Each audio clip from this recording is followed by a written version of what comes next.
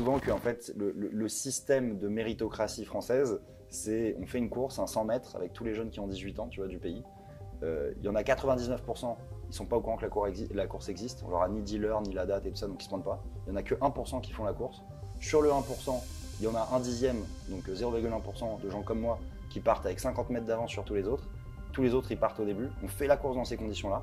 Et à la fin de la course, tu vas voir ceux qui ont gagné la course et tu leur dis, ok, vous aurez toute votre vie les meilleurs jobs et dans l'entreprise ou dans le gouvernement et tout ça. L'exemple que je donne toujours, c'est Time Warner. Dans les années 2012, le CEO, en parlant de Netflix, il dit: est-ce que vous pensez que l'armée albanienne va conquérir le monde? D'accord? C'est ce qu'il dit quand Netflix commence à se lancer sur le streaming. Bah, finalement, l'armée albanienne, elle a conquis le monde.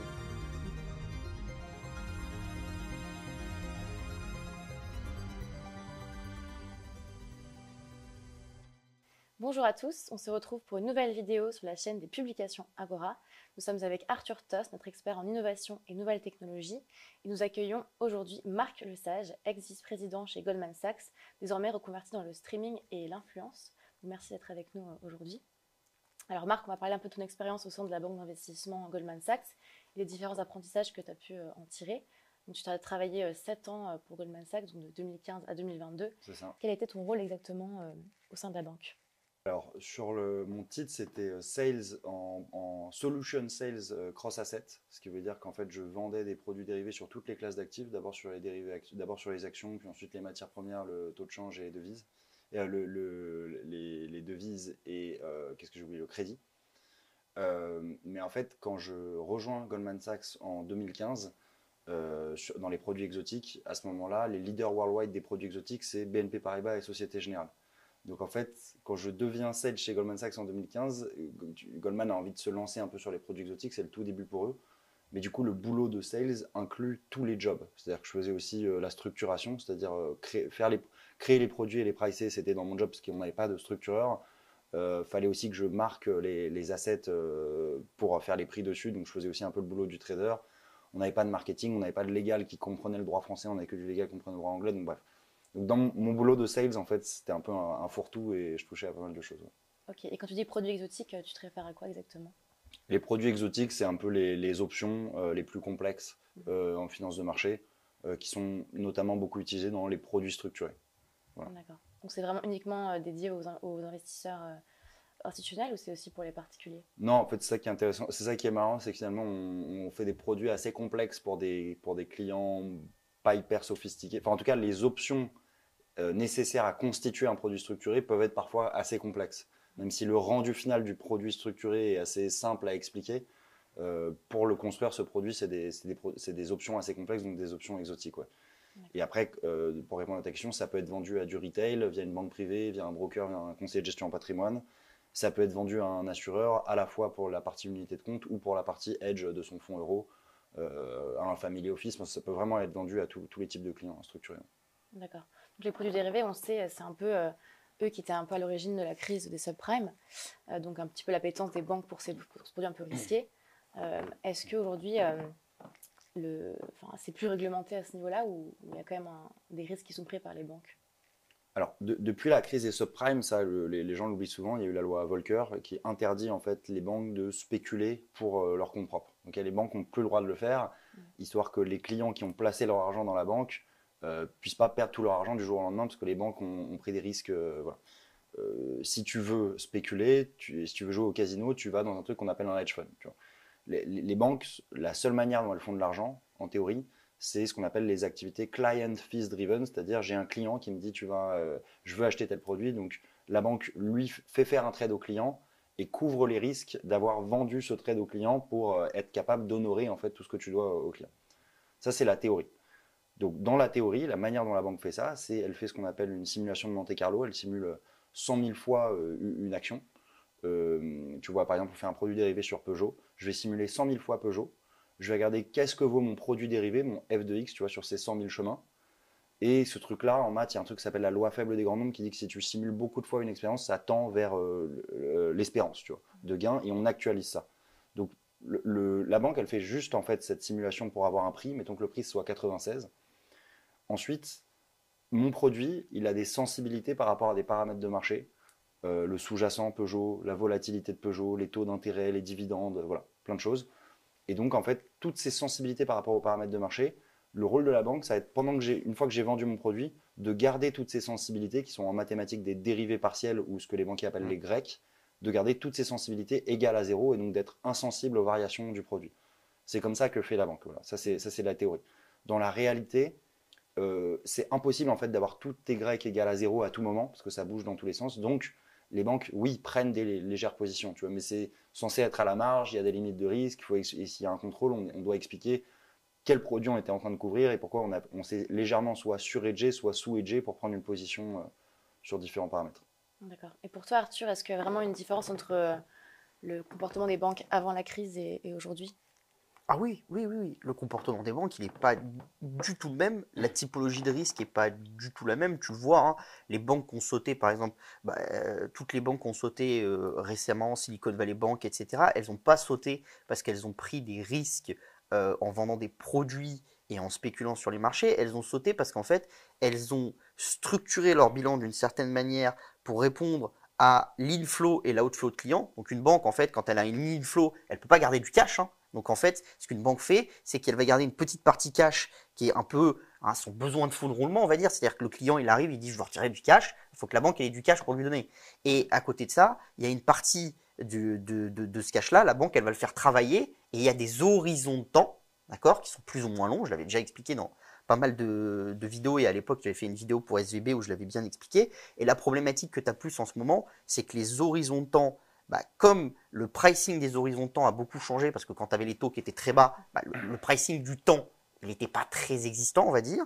Et effectivement, sur la SVB, ce qui s'est passé, c'est tu as beaucoup de banques, t'as beaucoup de startups qui ont reçu beaucoup de fonds en 2020. Donc, elles vont à la Silicon Valley Bank qui est leur banque, elles mettent beaucoup de cash. La Silicon Valley Bank est obligée de mettre ce cash quelque part. Elle achète des taux US et des choses comme ça sur une partie de son bilan. Le problème, c'est qu'après, comme elle a mal géré l'outflow client et qu'elle l'a mal anticipé, les startups ont récupéré de l'argent et comme en même temps les taux ont augmenté, virtuellement sur ces positions-là, elle a fait des pertes. Ça reste des pertes qui sont virtuelles, c'est si tu la vends à la valeur de marché. Parce que si ton taux monte, d'accord, en fait le prix de ton obligation diminue. D'accord. Sauf qu'en fait, imaginons, tu as acheté du 2 ans US à 1%, à la fin, tu vas récupérer ton argent plus les 1% que tu as prévu, parce que sauf si le gouvernement US arrête de rembourser.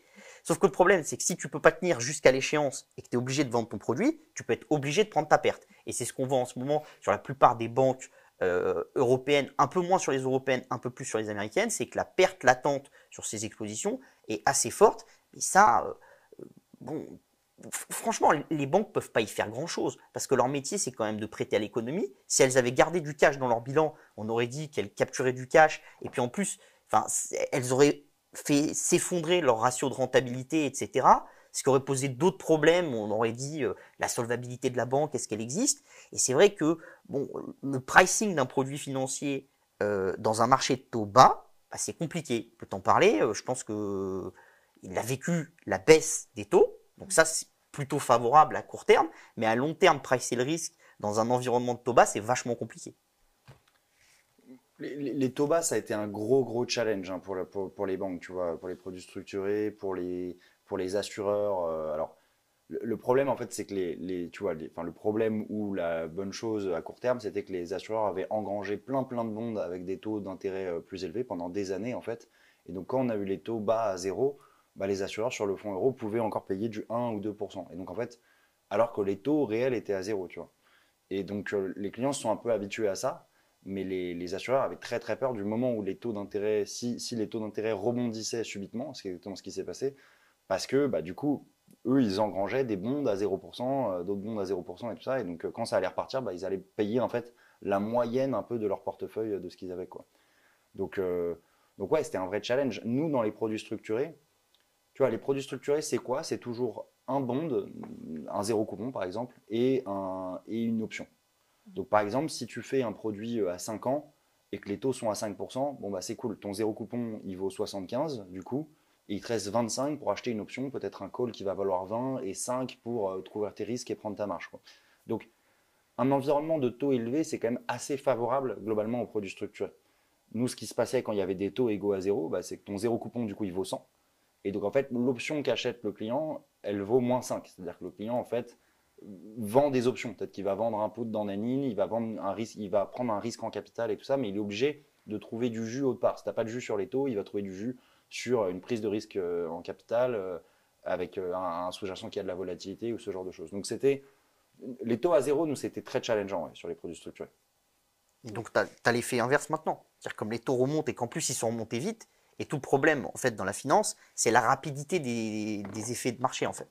Que ça soit macroéconomique ou autre chose. Plus ta rapidité d'événement va être forte, plus c'est dur de le gérer optimalement. Voilà, ça c'est un truc. Et là, on a quand même monté les taux d'une façon comme on avait très très rarement fait dans la vitesse pour monter. Et donc forcément, bah, tu as des déséquilibres. Et ça, tu peux pas vraiment en vouloir aux gens. Hein. On ne peut pas avoir une finance qui est tout le temps sans risque, etc. On gère quand même énormément de risques, mais des fois, on peut le misprice, etc. Et il peut se passer beaucoup de choses. Et la Société Générale, c'est une banque qui est un bon exemple. C'est une banque qui est leader depuis très longtemps dans les produits dérivés. Et pourtant, ça n'a pas fait le succès de cette banque en bourse parce qu'ils ont souvent eu des problèmes dans leur gestion du risque et dans la couverture de leur risque. Et ils ont souvent eu des problématiques de mispricing qui ont été importantes. Après, ça n'empêche pas certains de gagner beaucoup d'argent. Voilà, il a pris de la part de marché avec Goldman à l'époque et je suis sûr que Goldman gagne beaucoup d'argent sur les produits dérivés. Donc après, il y a une notion de compétence de chaque banque, de prise de risque de chaque banque. Et ça, tu as des banques qui prennent plus, moins de risques. Tu as des banques qui sont plus sérieuses ou moins sérieuses. Et ça, généralement, ça se voit aussi dans leur cours de bourse de long terme. Tu l'as vu avec l'effondrement du Crédit Suisse. Crédit Suisse, ça faisait 20 ans que ça prenait amende sur amende parce que ah oui, ils ont fait des transactions avec le Venezuela, ils ont fait des transactions avec l'Iran, ils ont planqué les sous de riches français, de riches américains. Enfin, au bout d'un moment, quand ça s'accumule et que ton mauvais comportement, il est toujours pénalisé, bah forcément, à un moment, t'encaisses, et puis il y a un moment où bah, ça tombe, quoi. Et l'avantage des banques US, c'est qu'elles ont beau être agressifs, généralement, il y a toujours aussi beaucoup de contrôle et il y a une capacité à faire sauter les gens qui est extrêmement rapide. C'est-à-dire que tu t'es mal comporté, etc. et tu as été pris, dans une banque US, tu sautes assez rapidement. Tu peux le demander, hein, mais je pense que... C'est quoi les autres différences entre les banques américaines et les banques européennes aujourd'hui? En fait, honnêtement, il y en a plein. Déjà dans la culture, les banques françaises, tu as beaucoup plus les mêmes profils qui sont des X, des centraliens, des HEC, en gros. Là où dans une banque US, en fait, t'es embauché dans une banque US parce que t'es bon dans un domaine, tu vois, quel qu'il soit. C'est-à-dire, moi, mon N+2, c'était un ancien boxeur croate semi-pro. Ma tradeuse, c'était une championne olympique de hockey sur gazon. Enfin, tu vois, ils sont pas du tout dans le mindset de OK, est-ce que tu as fait X ou central? Ah bah non, sinon tu peux pas venir, tu vois. Moi, j'ai petite rancœur vis-à-vis de ça parce que justement, j'avais commencé en stage chez BNP en structuration et j'étais déjà le premier stagiaire à l'époque venant d'une école de commerce à être structureur à la BNP. Mais j'ai réussi à aller en stage. Et au moment de passer les entretiens pour être embauché, je me suis pris le retour des portes du saloon et ils m'ont dit c'est pas possible, tu vois. Alors que donc j'étais au dernier tour et j'ai rencontré tous les boss qui étaient que des X ou des centraliens. Ils m'ont dit c'est pas possible, t'as pas fait X ou central. Bref. Donc ça, il y a une grosse différence sur les profils. Après, sur toutes les minorités aussi, c'est la même chose. Tu vois, toutes les minorités sont beaucoup plus présentes dans les banques américaines. Donc tu as une diversité de profils qui est beaucoup plus importante. Et moi, je pense vraiment que c'est ça qui explique que les banques américaines surperforment à ce point les banques françaises. Enfin, c'est énorme. C'est-à-dire que si tu regardes les activités d'une banque américaine, par exemple d'une salle de marché, et que tu compares par exemple un Goldman ou un BNP Paribas ou un Société Générale juste sur des activités comparables de salle de marché, d'accord, t'exclus toute la banque de détail qui est effectivement très consommatrice de coûts humains, où il y a plein de têtes dedans. Juste sur ces activités-là, le PNB par tête, le produit net bancaire par tête, chez un Goldman, chez un Morgan Stanley, chez un JP Morgan, va être 2 fois supérieur à une banque française. Tu vois. C'est dû à quoi? Ça a plus de réglementation, plus de sécurité? C'est dû à quoi? Bah, non, c'est juste que la culture est différente en fait. C'est-à-dire que la culture d'une banque américaine, je t'expliquais au début que moi je touchais un peu à tout, c'est vraiment ça. C'est-à-dire que ce qu'un Français, les Français pourront te dire, c'est qu'ils diront, quel que soit le job que tu considères, par exemple structureur sur les taux exotiques, tu auras un gars chez un BNP ou un Société Générale qui sera meilleur que dans une banque américaine. Pourquoi? Parce que eux, ils ont beaucoup plus de gars spécialisés, en fait. Sur chaque domaine, ils ont un expert de chacun des domaines, quoi. Là où dans une banque américaine, c'est beaucoup plus tourné, enfin, ROI-driven, quoi, où ils se disent, voilà, nous, on veut que ce soit le plus rentable possible, donc moins de personnes qui travaillent certainement un peu plus aussi. Et je pense aussi la diversité de culture, la diversité de profil, la culture de te sortir tout le temps de ta zone de confort, tu vois. Moi, par exemple, chez Goldman, tous les 2 ans, tous les clients que j'avais, toutes les relations que j'avais développées et tout ça, terminé. Tu vois, mes clients, je les transfère à un collègue et je repars de zéro sur un nouveau truc où je connais pas les gens et des clients qui sont plus compliqués à débloquer, peut-être qui blacklist Goldman depuis longtemps, voilà, c'est challengeant, mais donc il y a cette volonté de tout le temps te sortir de ta zone de confort, tu vois. Là où, encore une fois, dans une mentalité française, jamais, tu vois. La note que tu as eue en maths à 19 ans, tu vois, si tu as une bonne note en maths à 19 ans, on va te laisser tranquille toute ta vie, tu vois. Donc voilà, moi, enfin, je dis souvent, après, bon, je ne veux pas faire trop de politique, hein, mais je dis souvent qu'en fait, le système de méritocratie française, c'est on fait une course, un 100 mètres, avec tous les jeunes qui ont 18 ans, tu vois, du pays. Il y en a 99%, ils ne sont pas au courant que la course existe. On leur a ni dit l'heure, ni la date et tout ça, donc ils ne se pointent pas. Il n'y en a que 1% qui font la course. Sur le 1%, il y en a un dixième, donc 0,1% de gens comme moi, qui partent avec 50 mètres d'avance sur tous les autres. Tous les autres, ils partent au début. On fait la course dans ces conditions-là. Et à la fin de la course, tu vas voir ceux qui ont gagné la course et tu leur dis, ok, vous aurez toute votre vie les meilleurs jobs et dans l'entreprise ou dans le gouvernement et tout ça, quoi. Et honnêtement, j'exagère, mais c'est un peu ça, tu vois, c'est un peu ça ce qui se passe. Et donc, évidemment que si tu es dans un système comme ça, bah, les boîtes, elles sont nulles, tu vois. Les boîtes qui ne re-challengent pas leurs éléments de leur vie et qui peuvent, comment dire, s'appuyer, tu vois, s'asseoir sur leur laurier, je sais plus, j'ai plus l'expression en tête, tu vois, toute leur vie parce qu'ils ont une bonne note en maths à 19 ans, c'est sûr que ça n'a aucun sens, tu vois. Donc ouais, plein de raisons, je pense, mais en tout cas, les chiffres sont là. Enfin, la surperformance des boîtes américaines, c'est drastique. Donc c'est surtout du management, en fait, plutôt qu'autre chose. Ouais, management et culture, c'est vrai, ouais, management aussi, ouais. Management, parce que tout le monde vient des mêmes profils, donc c'est vrai que c'est aussi défendu par le management et tout ça, quoi. T'es d'accord avec cette idée, Arthur? Ah oui, mais ça va plus loin que la banque, hein. Tu Ça prends, va, bien sûr, bien sûr. Tu prends Air France, on a mis des dizaines de polytechniciens à la suite les uns des autres, ça s'est toujours mal allé. Là, ils ont pris un Canadien qui n'a pas du tout fait Polytechnique et qui a géré Air Canada avant. Bizarrement, ça se passe plutôt bien.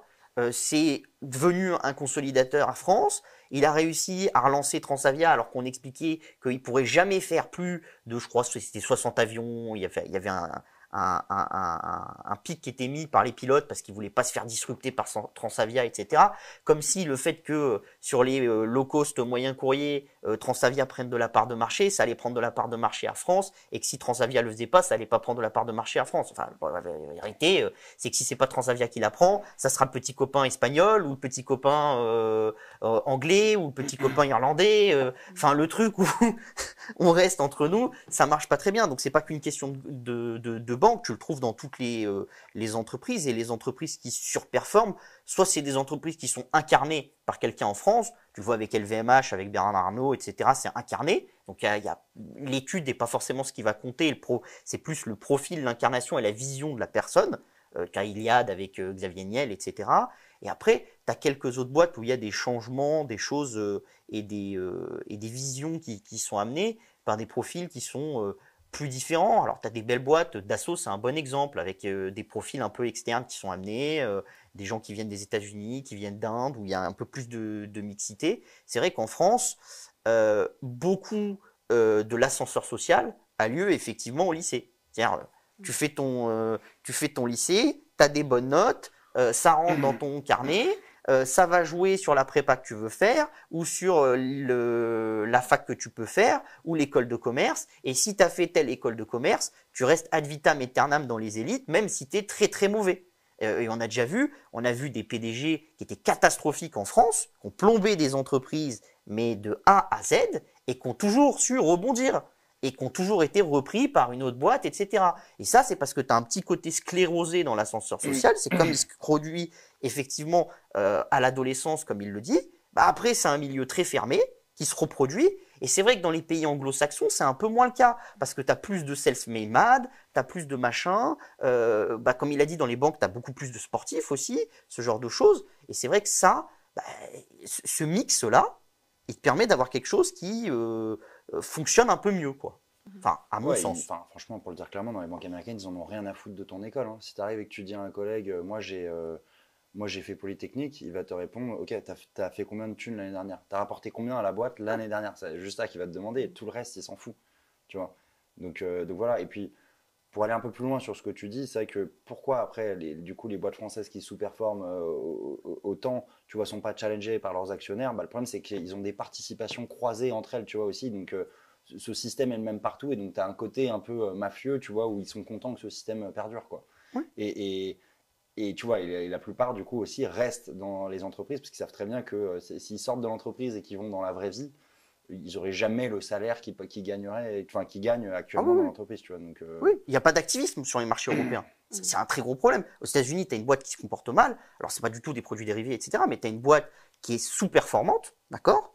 Tu vas souvent avoir des financiers, etc., qui vont arriver et qui vont dire, attendez, la boîte, elle n'est pas bien, les salaires des dirigeants, ils sont trop élevés, comment on peut retourner la boîte et créer de la rentabilité? En France, de l'activisme, tu en as vraiment très très peu.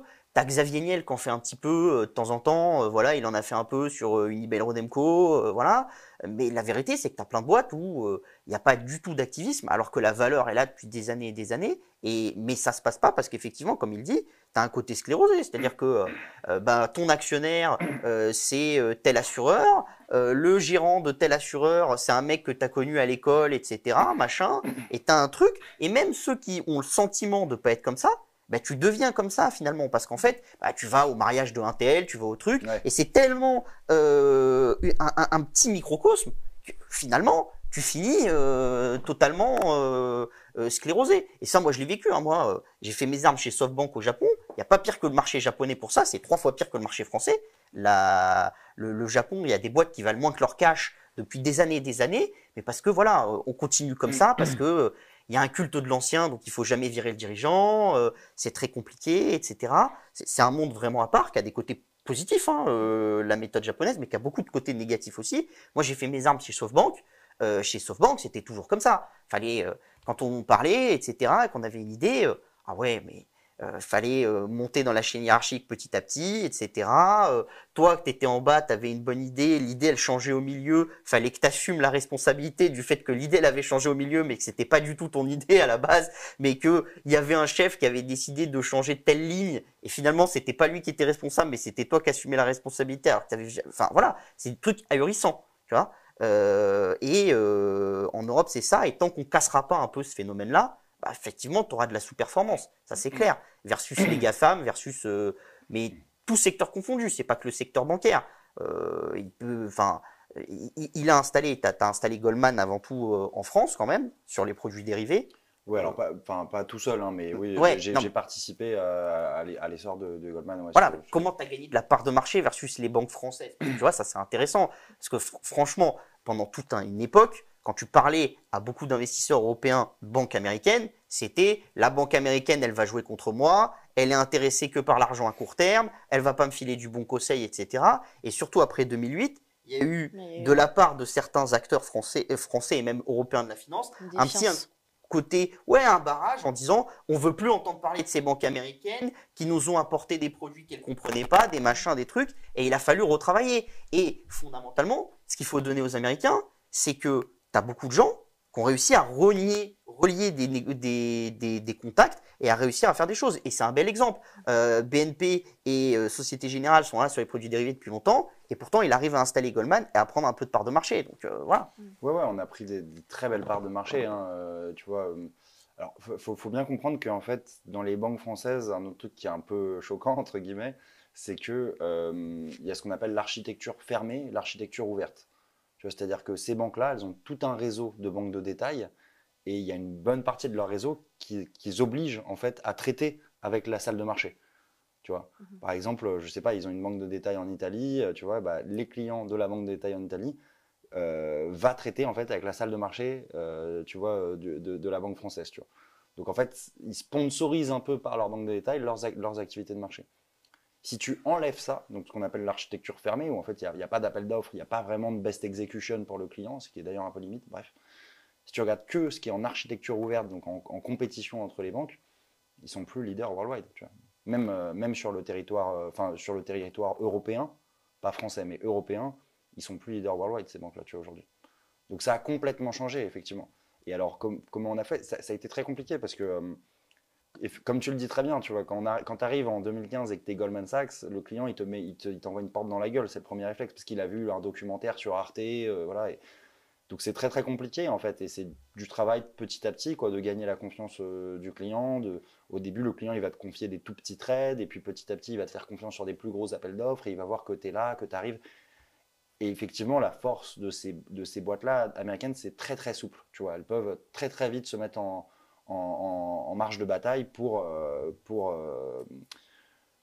comment dire, être en place par rapport aux différents besoins des clients. Tu vois, les clients peuvent avoir des besoins qui sont très différents, tu vois, en termes de documentation, en termes peut-être de services, de reporting, de plein de choses, tu vois. Et donc ouais, nous, on a su se montrer flexible et réactif, et petit à petit, tu vois, on gagne des parts de marché et tout ça, quoi. Et en France, les clients, ils te demandaient plutôt quoi comme produit dérivé? Parce que ça doit être différent de ce qu'il y a aux États-unis et de Est-ce ce qu'ils genre ont de accès aux choses. mêmes produits d'ailleurs que là-bas? C'est très différent parce qu'en fait, en France, tout ça est mis dans l'assurance vie, et donc voilà, qui a un cadre fiscal optimisé au bout de 8 ans. Et donc, du coup, c'est des produits longs. C'est souvent des produits longs. Le produit typique, alors je pense que votre communauté le connaît bien, c'est le produit qu'on appelle autocall, c'est-à-dire un produit qui est rappelé automatiquement tous les ans si le sous-jacent est au-dessus de son niveau initial. Donc, par exemple, tu as le sous-jacent, l'Eurostoxx. Tous les ans, il est rappelé, si l'Eurostoxx strike à 100, donc c'est son niveau initial à 100, à la date d'anniversaire 1, on va regarder si l'Eurostoxx est au-dessus de 100, le produit sera rappelé à 105, donc 100 plus un coupon de 5%, sinon on reste dans le produit. L'année 2, il est rappelé à 110, sinon il reste dans le produit, ainsi de suite, jusqu'à par exemple l'année 8, où il y a 3 scénarios, soit il est rappelé à 100 plus 8 x 5, donc 140, soit tu es entre 100 et 60, l'Eurostoxx est entre 100% et 60%. Dans ce cas-là, il y a ce qu'on appelle une protection à la baisse sur le capital, donc tu récupères tes 100%, et en dessous de 60%, par exemple 55, là tu récupères 55% du coup de ton niveau initial. Voilà. Ça, c'est un produit classique qu'on appellerait autocall 8 ans sur Eurostoxx avec un coupon de 5% et une barrière de protection au capital à 60% dans la maturité. Et est-ce qu'un particulier qui va investir, il pourrait s'intéresser à ce type de produit? Ah, c'est que vendu aux particuliers. Okay. Ça, c'est exactement les produits qui sont vendus aux particuliers dans des gros réseaux. Tu vois, typiquement, je sais pas, il y a un gros assureur français qui va acheter 100 millions d'euros du produit que je viens de te décrire, et il va l'acheter 100 millions. Il va faire un appel d'offres avec, je sais pas, BNP, Société Générale, Goldman Sachs. Il va faire son appel d'offres. Le meilleur va gagner l'appel d'offres, et ensuite il va distribuer dans tout son réseau les 100 millions d'euros par petit contrat de 5 000 euros, par exemple, tu vois, ou plus ou moins, voilà. Quelqu'un qui a peu d'expérience en bourse, il peut s'intéresser à ça. Même quelqu'un qui a zéro expérience, ça va être les produits qui sont proposés dans les agences de tout le monde aux clients les moins sophistiqués. Ouais, c'est ça. Mais est-ce que tu penses que ces clients-là les comprennent vraiment? Parce que tu as des systèmes, effectivement, tu as une barrière désactivante, tu as un cap au profit, etc. Tu as beaucoup de... Mais c'est assez compliqué quand même à comprendre.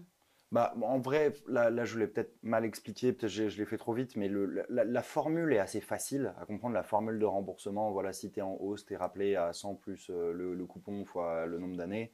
Sinon, il ne se passe rien, tu restes dans le produit. Voilà, jusqu'à maturité, les 3 scénarios que je vous ai expliqués. Ça, c'est assez simple.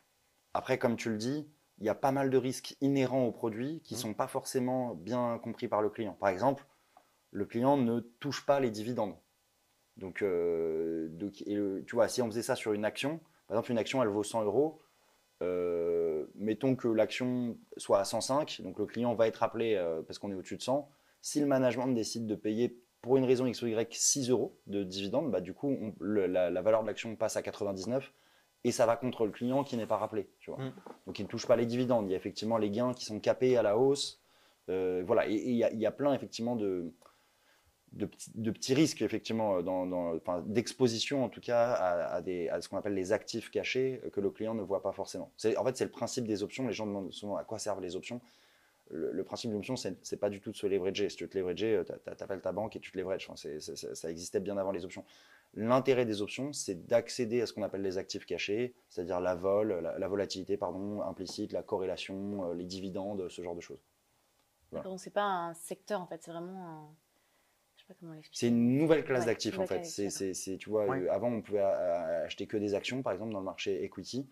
Et donc en fait, grâce aux options, on accède à d'autres classes d'actifs qui peuvent être très intéressantes. Tu vois. Oui, c'est ce qui se développe maintenant. Tu as de plus en plus le marché options qui s'est développé. Donc, des fois, pas forcément des options complexes, hein, parce que la plupart des options que va trader le retail, c'est des options sur des actions avec, voilà, j'achète avec un multiplicateur qui va être élevé parce que j'achète une option pour acheter du Tesla à 105 alors qu'elle vaut 104 et des poussières. Et donc, forcément, tu as un effet de multiplicateur qui est important, etc. Et c'est la plupart des options de ces produits-là. Et bon, le marché des options, comme il dit, ça te donne accès à une classe d'actifs qui est nouvelle, qui permet de construire des stratégies qui sont complexes et qui peuvent gérer énormément de scénarios. C'est vrai que la problématique, c'est qu'en fait, bah, chaque personne aurait besoin quasiment d'un scénario personnel, parce que tu n'as pas forcément besoin de la même chose dans ton assurance vie si tu as 60 ans et que tu es proche de la retraite et que tu es millionnaire, que si tu en as 25, que tu peux épargner, que tu n'as pas encore d'enfants, etc. Et si tu veux, effectivement, le problème, c'est que son desk à lui, par exemple, est capable de faire plus ou moins n'importe quoi. Le problème, c'est qu'après, il y a la courroie de transmission. Là, pour le coup, c'est souvent l'assureur en France, parce que c'est dans l'assurance vie, etc. Et le conseiller de l'assureur. Et en fait, bah déjà, le conseiller de l'assureur, il ne comprend pas forcément le produit qu'a choisi de packager l'assureur. Le produit qu'a choisi de packager l'assureur, il fait un one size fit all, en fait, l'assureur, faire une appel d'offres, etc. C'est vrai que ce qui peut être un petit peu compliqué là-dessus, c'est que des fois, tu vas te retrouver avec des clients qui n'ont pas forcément le produit qui convient à leur situation. Et ça, c'est un gros souci. Et c'est tout l'attrait aussi de la technologie que tu peux avoir maintenant, parce que tu commences à avoir des moyens de développer des produits faits spécialement suivant ton besoin, etc. Avec des boîtes qui commencent à développer des trucs d'intelligence artificielle. Enfin, c'est vraiment le tout début. Mais c'est vrai que pour certains, ça peut y avoir des attraits, et qu'une fois que tu comprends un minimum le produit, et aller dans l'équation mathématique, c'est très complexe, moi tu me la donnes, je ne la comprends pas. Mais par contre, après, comme il te le dit, il y a moyen de comprendre, c'est-à-dire si le stock fait ça, tu gagnes ça, si le machin fait ça, tu gagnes ça, et c'est un arbre de différents scénarios, tu lis ton arbre de scénarios et tu comprends plus ou moins, là, si ça fait ça, je gagne ça, si ça fait ça, je gagne ça, si ça fait ça, je perds ça, etc. etc. Le problème, c'est que la plupart des gens ne lisent pas l'arbre de scénario, que la vérité, c'est que l'AMF fait des papiers qui sont tellement mal foutus qu'on ne peut pas expliquer aussi simplement qu'un arbre de scénario, parce qu'il faut que ça colle dans des cases juridiques qui sont quand même pas forcément les plus simples pour le particulier, ça c'est clair, et qu'il y a tout un truc à refaire, quoi. Ouais, honnêtement, je pense que la formule de remboursement, le particulier la comprend, avec les scénarios, tu vois, les graphes et tout ça, ça a quand même été assez normé par l'AMF et je pense que ça va. Mais le vrai sujet, c'est sur des produits plus complexes déjà. Moi, tu vois, par exemple, là, dans ma banque, ils voulaient me passer à la banque privée, voilà, parce que j'ai un petit peu de patrimoine. C'était la catastrophe, tu vois. Même les experts, je disais à chaque fois au rendez-vous avec le banquier privé, ramène-moi bien tes meilleurs experts, s'il te plaît. C'était n'importe quoi ce qu'il m'expliquait. Tu vois, pour moi, il m'expliquait en fait des produits que moi j'ai construits, donc je comprends bien. Et je voyais à quel point il ne comprenait pas ce qu'il vendait. Et en fait, j'ai compris pourquoi mes clients, les conseillers de gestion en patrimoine, me disaient, nous, on est dans un business océan bleu aujourd'hui. Pourquoi? Parce qu'en fait, tout le monde fuit la banque, en fait. Tu vois, tout le monde fuit la banque. Tu vois, et moi encore, les banquiers privés, je pense que j'avais du coup le haut du panier comme interlocuteur. Tu vois, dans la banque de taille, ça va être encore pire. Et donc, en fait, ouais, les clients se rendent compte qu'ils n'ont plus aujourd'hui de banquier qui est capable de leur expliquer non seulement la logique produit, mais aussi les optimisations fiscales, leur faire vraiment un accompagnement à 360 degrés. Et c'est pour ça que les conseils de gestion en patrimoine, ça s'est développé, mais c'est incroyable à quel point ça s'est développé en France. Tu as des gros cabinets de CGP, des CGP indépendants et tout ça. Et ils ont toujours du nouveau business à aller choper de clients qui ont été déçus par leur banquier, quoi. Bah, même nous, on a récupéré pas mal de gens qui étaient aussi déçus de leur banquier. C'est pour ça Ouais. qu'ils font appel aussi à nos experts et c'est plutôt bon pour nous, mais c'est vrai qu'on constate ce phénomène aussi. Ouais. Ouais. Du coup, pourquoi, pour toi, la banque n'est pas capable d'avoir des gens en France expert? Et est-ce que c'est que en France ou est-ce que tu penses que c'est ailleurs aussi? Moi, j'ai mon avis. Je pense que la banque de détail est flinguée au niveau mondial pour l'avoir expérimenté dans beaucoup de pays. Je pense que c'est très rare les banques de détail qui sont compétentes parce que c'est une activité qui est très lourde en capex, qui est très Ouais. lourde en humain, etc. Et que c'est une activité qui est encore très physique avec des banques de quartier, etc. Et que la vérité, c'est que si tu veux un service qui est optimal et optimisé, à mon avis, tu ne peux aller que vers du digital. Parce que si tu veux commencer à avoir un expert dans chaque banque de quartier, c'est pas possible. Les coûts sont trop élevés et ça posera des problèmes. Et je pense qu'il y a aussi, malheureusement, je le dis, je pense que la machine est plus à même maintenant de comprendre la situation patrimoniale d'un client que la plupart des conseillers bancaires, même ceux qui ont fait des études, bac plus 4, bac plus 5, etc. Parce que la machine est vraiment ultra compétente pour le coup maintenant, ça ne l'était pas il y a quelques années, mais maintenant tu arrives à des choses qui ont vraiment beaucoup, beaucoup de sens. Quoi. Donc on pourrait avoir des banquiers qui seraient remplacés par... Tu en as déjà. Des fintechs, tu en as plein.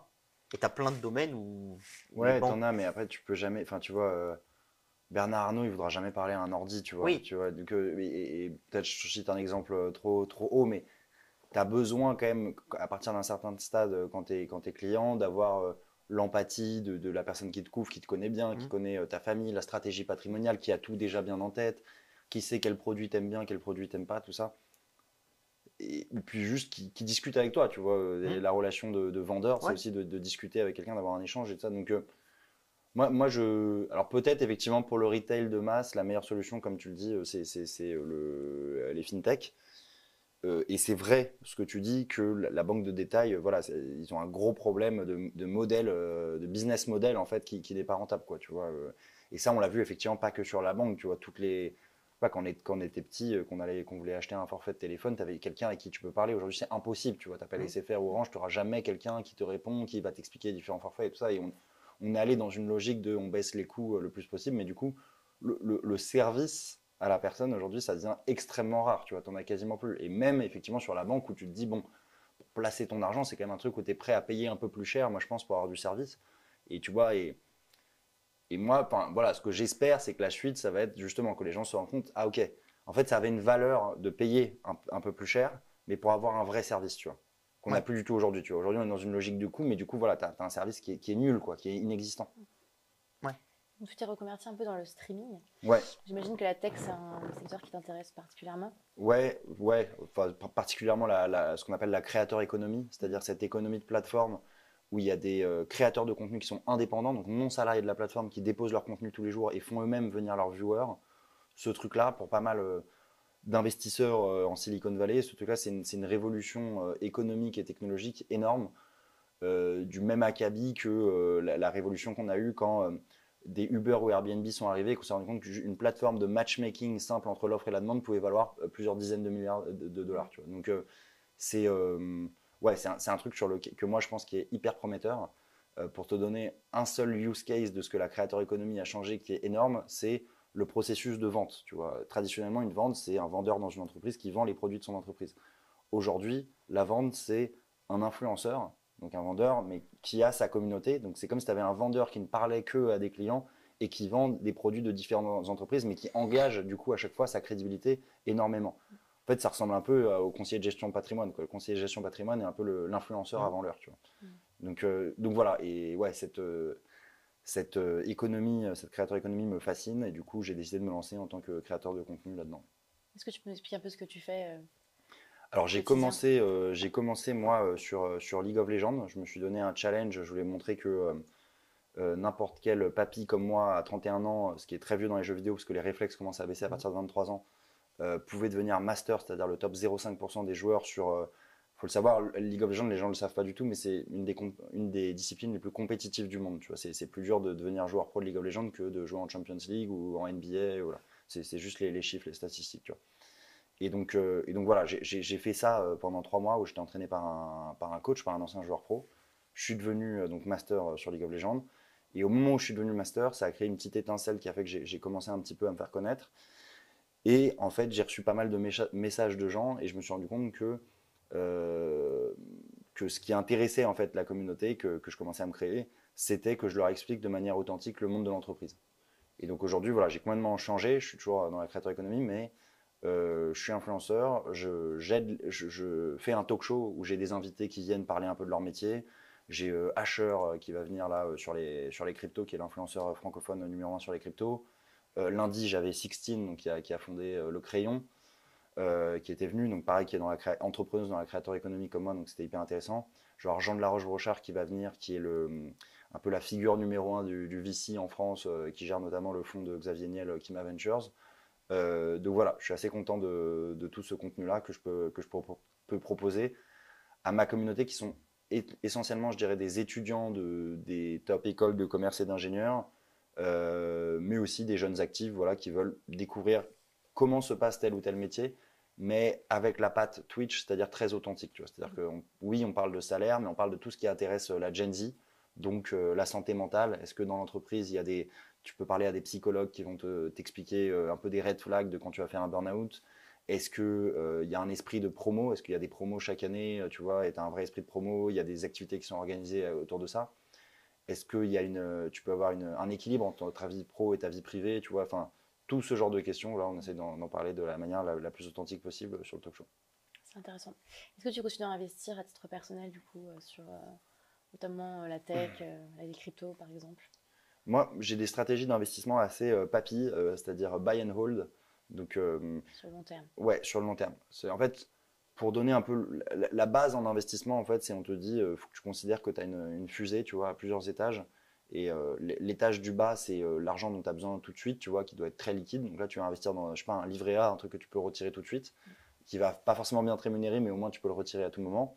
Voilà, parce que comme Arthur l'expliquait tout à l'heure, le drame, en fait, c'est que tu es investi dans un actif et tu dois sortir de ta pause au mauvais moment, tu vois. Donc, et ça arrive quand tu as mal géré ta fusée, justement, et quand tu as mal prévu tes besoins de sortie de cash. Donc, il faut que en fait, tu détermines, OK, de combien d'argent j'ai besoin pour dans 6 mois, combien dans 3 ans, combien dans 5 ans, 7 ans, 15 ans, tu vois, que je ne touche pas avant 15 ans. Et en fait, sur chaque étage, après, une fois que tu as déterminé ça et combien d'argent tu mets là-dedans, il y a des placements qui sont optimisés, tu vois, pour chacun de ces étages-là, quoi. Donc moi, concrètement, je suis très investi dans l'immobilier, ma résidence principale. Je considère que la résidence principale, c'est un des investissements les plus absurdes que tu puisses faire en France parce que, en fait, c'est le seul investissement. Dans tout investissement, tu as une plus-value et un rendement. Okay, sur une action, par exemple, tu vas acheter une action à 100 euros, tu la revends à 105, tu as fait une plus-value de 5 euros et ton rendement, ton yield, c'est le dividende que tu perçois chaque année. Okay, dans la résidence principale, c'est le seul truc en France où la plus-value est complètement défiscalisée et le rendement, le loyer en fait que tu ne payes pas, mais tu es obligé de payer un loyer dans ta vie parce que tu ne vas pas vivre sous un pont a priori. Donc en fait, si tu économises 1000 euros de loyer tous les mois, bah, tu gagnes 100% du loyer que tu ne payes pas parce que tu ne vas pas payer de taxes dessus. Donc en fait, comme la résidence principale est le seul investissement où la plus-value est défiscalisée, le rendement est défiscalisé, tu empruntes à taux fixe, mettons 3%. Si les taux montent, ce n'est pas ton problème. Si les taux baissent à 2%, tu peux renégocier ton prêt avec une autre banque et tout ça. Donc tu as une option à la baisse des taux et tu n'es pas short de l'option à la hausse. Enfin, pour un banquier, c'est absurde ce truc. Donc là, tous les banquiers, le premier truc qu'ils font, c'est qu'ils achètent une résidence principale très très vite. Donc voilà, je suis très investi, enfin, je suis quand même très leveragé. Tu vois, par exemple, j'ai mis ma résidence principale, j'ai mis 1,2 million avec 200K. Donc on dit que je suis leveragé 6 fois. Tu vois, j'ai mis 6 fois ma position dessus. Avec des taux, bon, pour le coup, moi à l'époque c'était à 0,75, donc c'est assez intéressant. Après, je suis investi sur des trackers type Eurostox, MSCI World et tout ça. Et je suis investi dans pas mal de startups aussi.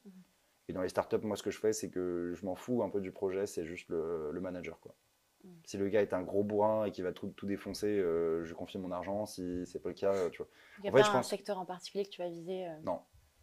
En fait, c'est juste tu regardes le gars qui gère la startup, parce qu'il a de l'expérience là-dedans ou pas, tu vois. Parce qu'en fait, une startup, ils ont un projet aujourd'hui, je le sais parce que moi j'en ai une. J'ai ma boîte là aujourd'hui qui fait je vends des vlogs aux entreprises, tu vois. Ça a complètement changé par rapport à ce que j'avais fait au début où je me lançais sur les jeux vidéo. Une startup, dans 6 mois, la startup elle aura complètement changé, tu vois. Mon grand frère, il a une boîte aux États-Unis. Il est venu en France, il a vu les VC en France et il m'a dit plus jamais je parle aux VC français. Parce que justement, ils ne comprennent pas ça. Les VC en France, ils réfléchissent comme une banque ou un fonds de private equity et ils te demandent des prévisionnels de cash flow. C'est complètement débile de demander ça à une startup qui va juste complètement changer son business model à 6 mois. Et ils n'ont pas de prévisionnel de cash flow. Tu vois. Donc voilà, moi, c'est juste à la tête du boss que je fais ça. Ouais. Et toi, Arthur, est-ce que tu as des secteurs, mis à part l'IA, dont tu as parlé tout à l'heure, que tu surveilles de très très près en ce moment même? Moi, plus la tech, parce que c'est mon secteur de. Voilà, oui. C'est celui sur lequel j'ai les compétences. Et je pense que voilà, t'as deux choix. Soit tu fais, t'investis effectivement sur quelqu'un en qui tu as confiance et dont tu penses qu'il maîtrise le sujet sur lequel il va investir. Donc à ce moment-là, bon, voilà, le mec qui fait du pétrole, le mec qui fait de la tech, le mec qui fait de la santé, etc. Tu as confiance en lui, voilà. Et après, tu diversifies ton risque en ayant un certain nombre de tickets. Et t'en as, ça va marcher, d'autres, ça va pas marcher. Et puis voilà. Soit sinon, tu rentres dans un truc où tu vas avoir un peu plus d'importance, tu vas accompagner la startup, tu vas lui amener des compétences, des choses comme ça. Et donc là, vaut mieux être dans ton cercle de compétences avec, tu connais comment on vend, tu connais comment on achète, tu connais comment on construit un produit, etc. Et ça, malheureusement, enfin, je dirais plutôt même heureusement, normalement, tu peux le faire dans un secteur et encore, généralement, plutôt dans un grand secteur. Il y a des sous-secteurs dans lesquels tu es bien et tu n'es pas bien. C'est-à-dire que moi, par exemple, dans la tech, si on vient me voir en me disant on va lancer une boîte qui va faire de l'e-commerce, bon, je t'avouerai que gérer les entrepôts, gérer des clients qui vont appeler en disant la poste m'a pas livré mon colis, je connais pas très bien. Hein, je vais pas être très très bon. Par contre, un mec va me dire je développe des logiciels et je vais les vendre à des grands comptes ou je vais les vendre à des entreprises, mais dans ce type de niche, etc.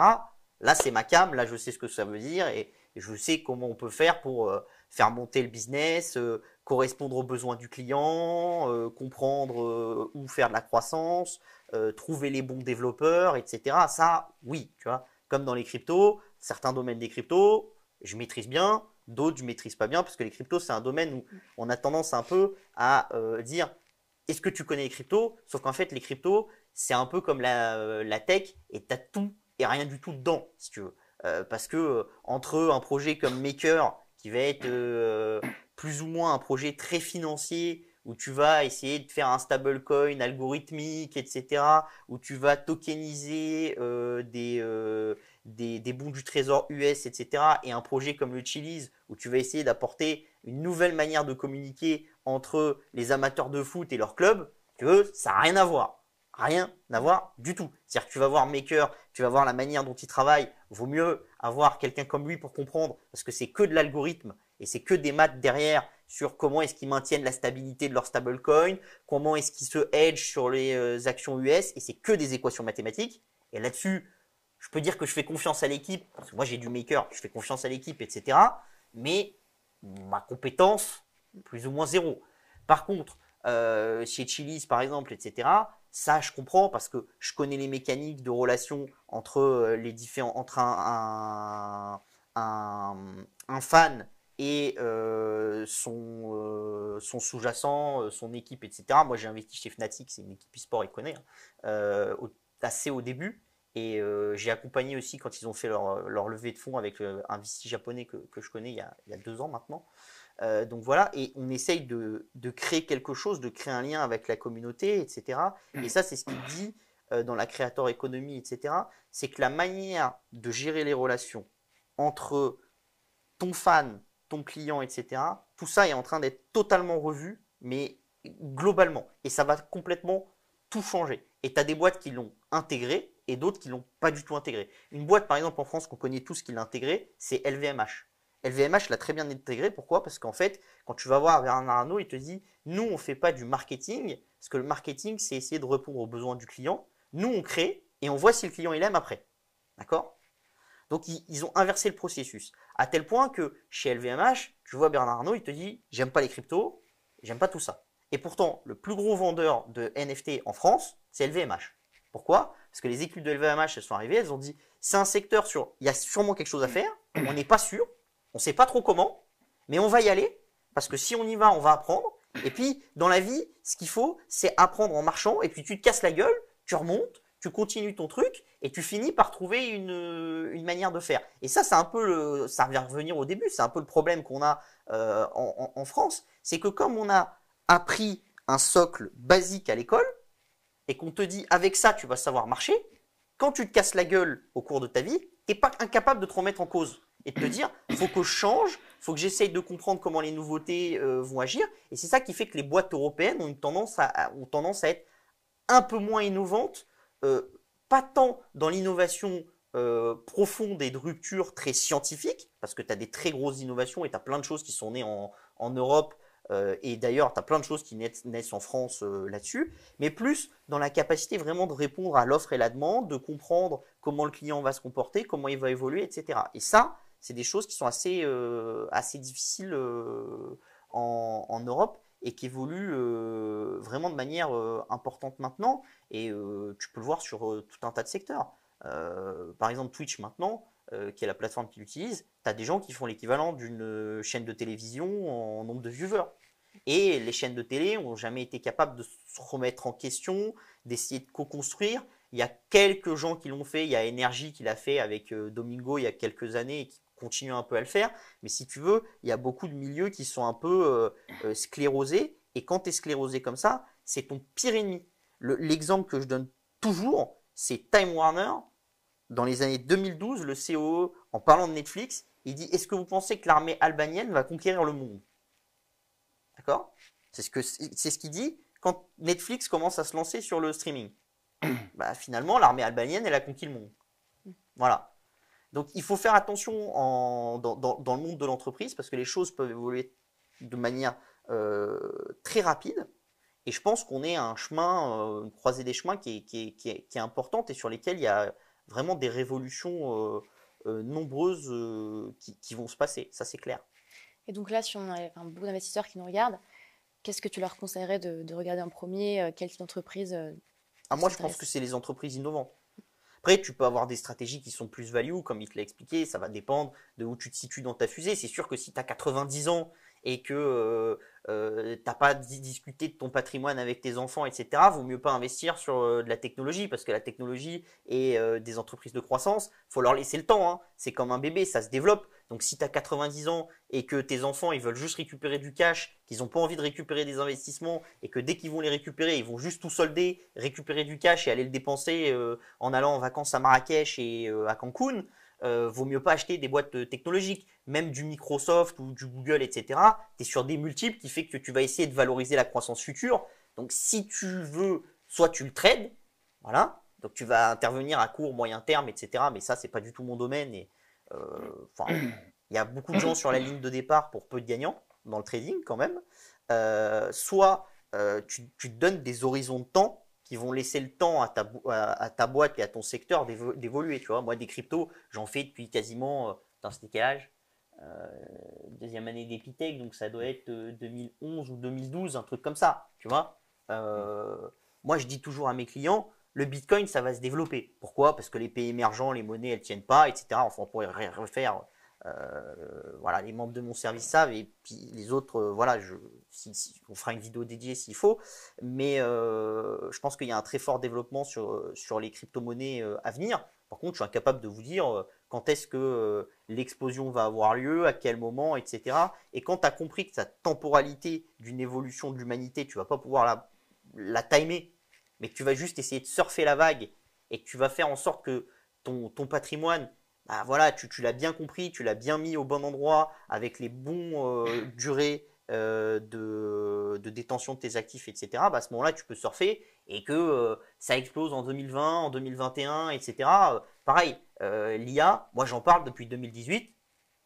Est-ce que j'avais prévu qu'en 2020 ça allait exploser avec ChatGPT en 2023 ça allait exploser avec ChatGPT? Absolument pas. Enfin, ceux qui me suivent depuis des années, il n'y a rien. Voilà.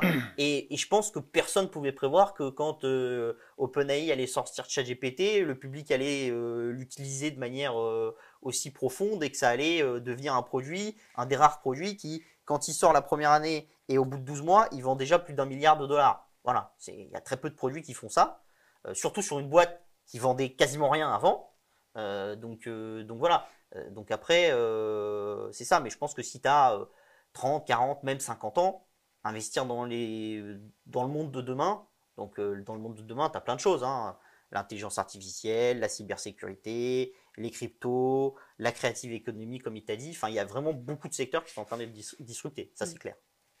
Et Marc, si tu avais un conseil à apporter aux investisseurs qui nous regardent, quel ce serait? Bah moi, en fait, dans mon expérience, en fait, j'ai, comme je disais, beaucoup traité des actifs cachés. Et donc, tu vois, le métier où tu prends plus de l'expertise là-dessus, un peu sur les secteurs, tout ça, c'est cash equity. Donc, c'est pour ça que moi, je suis plus investi dans des trackers globaux avec un bon sens paysan où je me dis que ça va monter voilà, sur le long terme. En fait, les actions, ça a une certaine volatilité, mais c'est un placement qui a beaucoup de rendement. Je suis complètement d'accord avec Arthur sur le fait que c'est très dur de prévoir le timing, tu vois. Tu peux avoir, comme je dis, un bon sens paysan où tu te dis en price earning ratio, ce truc-là est mispricé et ce truc-là va monter, ou cette technologie va finir par être reconnue par tous, mais tu peux pas avoir le timing. D'où l'intérêt d'avoir prévu ta fusée et de te dire ce truc-là, j'en ai pas besoin. Voilà, sur le long terme, ça va marcher, mais j'ai pas envie d'avoir à sortir de mon investissement trop tôt. Moi, le conseil que je donne, généralement, c'est d'éviter les produits structurés et la gestion active. En fait, alors, la gestion active, par exemple, tu vois, si tu confies ton argent à quelqu'un pour qu'il le place pour toi, tu vois, et bah, par définition, la gestion active va sous-performer la gestion passive. C'est-à-dire que si le marché, globalement, fait plus 7%, le marché mondial fait plus 7%, bah, les gestionnaires actifs, ils vont faire plus 7% en moyenne.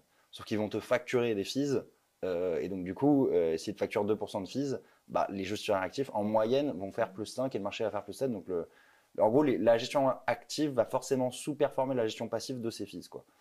Les produits structurés, c'est un peu ça multiplié par 10, parce qu'en fait, quand tu achètes un produit structuré à 100, tu as payé une marge au trader qui couvre ses risques, une marge au vendeur qui vend le produit, qui l'a vendu à un broker, qui l'a vendu à un conseiller de gestion en patrimoine, qui l'a placé dans une assurance vie, et l'assureur prend des frais aussi. Donc en fait, tu achètes à 100 un truc qui, day one, vaut 90, tu vois. Donc en fait, day one, tu as perdu 10 sur ton investissement. Alors après, peut-être que ça a marché ou que ça n'a pas marché, mais voilà.